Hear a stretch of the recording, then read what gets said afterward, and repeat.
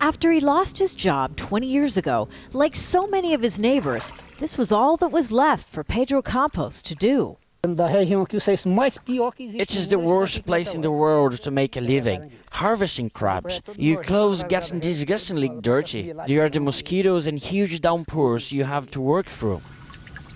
And unless the crab population returns to its former abundance, it's not work 50-year-old PEDRO wishes for any of his children.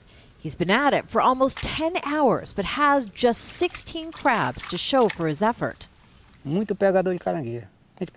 There are too many people getting crabs. You used to be able to get several hundreds a day. Now you have trouble getting even 10. Crabs are just one of the devastated natural resources in the Parnaíba Delta. So 3 years ago, the Brazilian government intervened. But instead of banning fishing and crabbing altogether, it created cooperatives with exclusive fishing rights for Brazil's poorest and most vulnerable families.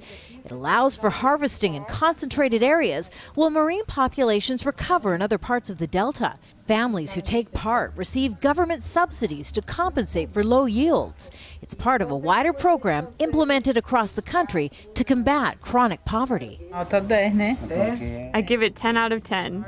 It helps with a lot of things. Shoes for children, books for schools.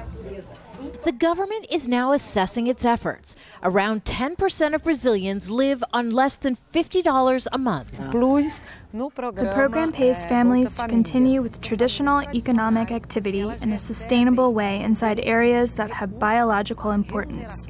This way, families don't migrate to already crowded urban areas and protect the resource. But while fishing populations may be on the way to being protected, chronic poverty remains a challenge. These 6 men managed to bring in less than 65 crabs between them, profits of less than $3 each. Outside the protected areas, the crab overharvesting continues, keeping prices low.